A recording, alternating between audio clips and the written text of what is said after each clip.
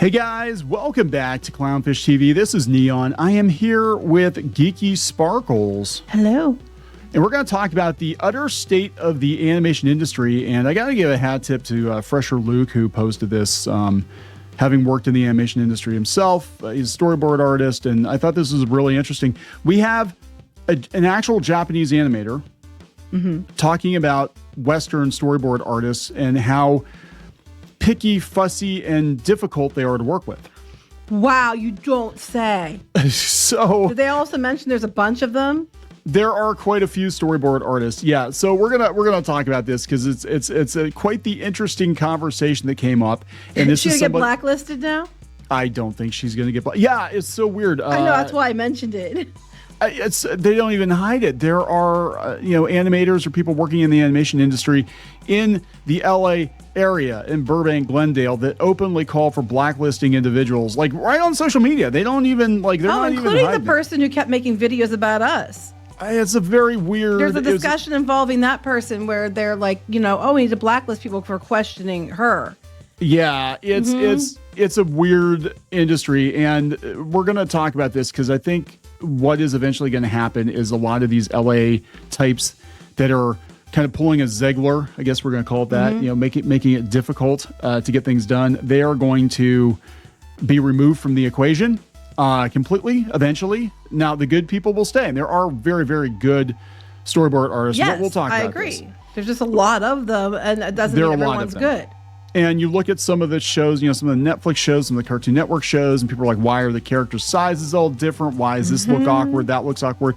Because the storyboard artists, that's what they give the overseas studios to work with. And that, for those of you who don't know how most quote-unquote Western animation works now, very few studios, there's still some out there, but very few studios actually utilize animators in-house. What they do is they storyboard the episode or the movie or whatever, and they send it overseas to have it animated. And these poor Japanese and Korean and probably Chinese animators have to deal with it, and then also deal with the storyboard artists who are pissy. So let's talk about this. Before we get into it any further, please subscribe for more pop culture news, views, and rants. Guys, you'll get a woohoo if you do. Woohoo! And yeah, we'll talk about this, and we'll talk about kind of the utter state of Western animation right now. And again, this is Invincible, and this is why I said China is. This is one that they kind of got busted, I guess. Amazon sent the work to South Korea, and then it wound up in China. That was the accusation. Well, some of them wound up from China into North Korea, which is a whole other situation. Korea, yes. So and then that was a whole nother thing. So they basically launder it, and it's look, these people are working their asses off doing the day-to-day animation. I'm not saying that other people working in the animation industry aren't working hard. I'm not saying they're not talented. What we're saying is, I'm sure there are some. There are some that don't work hard and aren't very talented too. I'm sorry. Yeah, and they're only there because they needed a certain quota of people to work on a thing or whatever. That will change. But yeah, this is the Japanese animator. Cass Chapa, is that how you pronounce it? I don't know. But she says, yeah, being an animator for Japan and working for an American storyboarder is such a nightmare. Would not recommend it at all. The magic about anime is they let us work with the acting and our intuition as artists, something frowned upon in American productions nowadays. Well, that's because there's a bunch of people inserting themselves. That's because they all want to be superstars. It's like, look, I'm not saying storyboarding isn't important. It's actually very important. But I think that a lot of these storyboard artists now have a very overinflated opinion of their importance in the grand scheme of things, and the actual animation, the day-to-day grunt work is being done overseas. They make you look not good. Not always, but in a lot of cases. In most cases, but they make you look good. And look, sometimes there are communication breakdowns. I've seen behind the scenes at The Simpsons and stuff like that. They would send something overseas, and you're like, how the hell did we get this back? Because this makes no sense. And there are some problems, but I don't think now that America has been outsourcing so much animation overseas for decades now, I think that the communication's been tightened up considerably.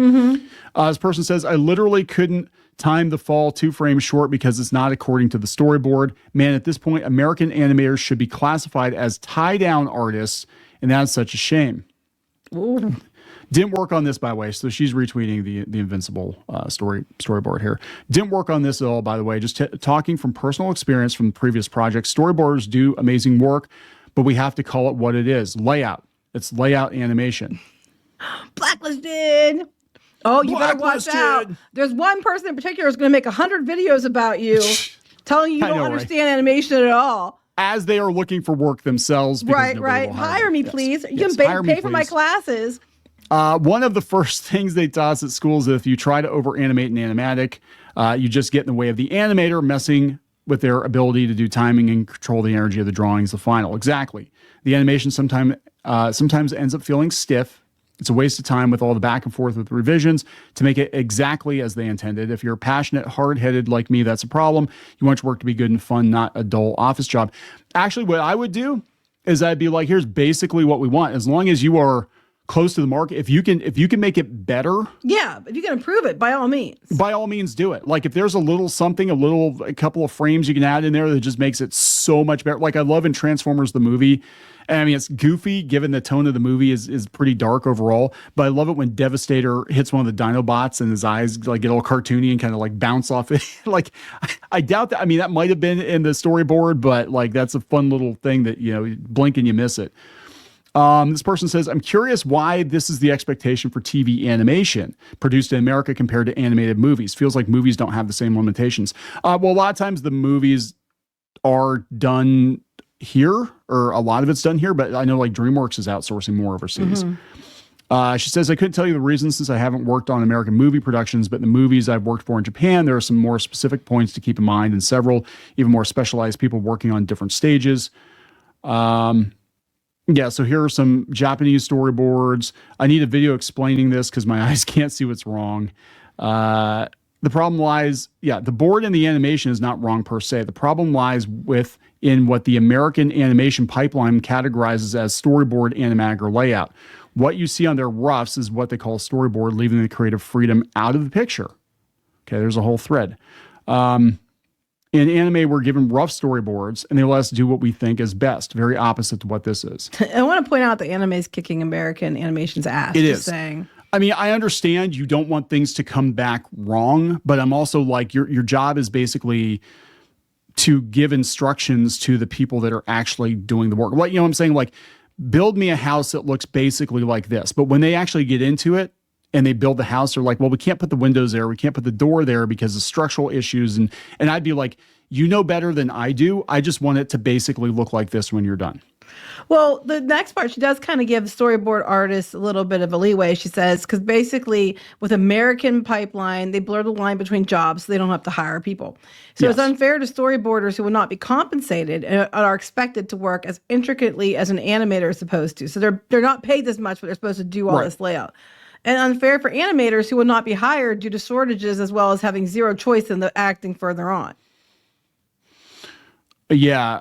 So the point of the storyboards in Japan is to let the animator know the composition of the cut and overall feeling depends on the director, but you get much more room to explore with movement, inertia, expressions, and timing. Actually, what I love is 80s, early 90s anime had a certain vibe to it. And you could tell, I mean, I know these people probably weren't being paid very much, but you could tell they're having fun with it. Mm-hmm. There was like this kind of energy to it, this roughness to it. Plus everything looked different back then. They had different styles based on the different anime and the different artists. Now, a lot of the newer anime looks very samey. Like everything looks very digital and very clean. Mm-hmm. And I like the rough, I like to look at, like I love it on, Retro Crush. They have some of the older stuff they've cleaned up. It's in like 4K, and you can see all the roughness of the ink, and you can see maybe the paint went outside the lines a little bit, and just that it just adds so much to it, in my opinion. But so they are blurring the lines, and I just think it's very interesting. People are going to be pissed, but let's talk about this. I've been keeping tabs on the animation career subreddit, and it's not looking good. Oh, I'm not surprised. Like I said, those who we've been telling you, those who get to stay will get theirs. Everybody else will get gone. And we've had industry vets come out and say that they're not getting work. Now, this could be very, very similar to the situation in comics where the vets cost more. Mm-hmm. So they're not getting hired, or they're, problematic. You're over 60 and you're the wrong gender, wrong race or whatever. You know what I'm saying? Like, I don't know. But it does seem like it's a very locked down, now more so than it was back in the day, a very locked down clique. And, having watched animation people for the last couple of years, you do see a lot of the same names, same people, and they are like openly calling for blacklists against people. It's crazy. Yeah, we saw it. You showed me that post this other day. I was like, that's insane.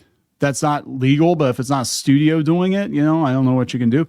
But yeah, they're like, hey, there's no future in this, because what's going to happen eventually, for better or for worse. And look, I want to be very clear. There are some very, very phenomenally talented storyboard artists out there that definitely do add a lot to the production. But a lot of this stuff is probably going to get to a place where it is going to be just do it overseas. Here's a basic script, or we're going to use AI to, blob it out or whatever. And there are going to be fewer people needed. And that's not good. This person here says this is in the animation career subreddit, and we'll wrap up with this.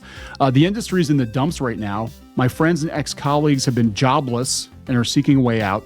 Simply no one is commissioning new shows, and we're having a wait-and-see attitude. This is both TV and movies. Too much content made during COVID by streamers with no significant increase in subscribers. People are not going to the cinemas as much. Traditional broadcasters getting less ad revenue and tightening the purse strings as advertisers are flocking to online platforms. Budgets for new shows are getting cut and less risk taken. Unless there are significant changes, things are not looking good in the foreseeable future. On top of that, films and TV are competing with games and social media, videos for attention. AI obviously is a major disruptor. This isn't a slump. This is a course correction. Oh, you're allowed to say that? Are you allowed to say that? Are you allowed to say that? Because it's everything we've been saying, and we've got nothing but crap. So anyway. Yeah. Anyway, it's not looking good, guys, but I just think it's really interesting to see a Japanese perspective on American animation people. We're going to wrap this up. Yep. Please subscribe for more pop culture news, views, and rants. We'll talk later. Bye.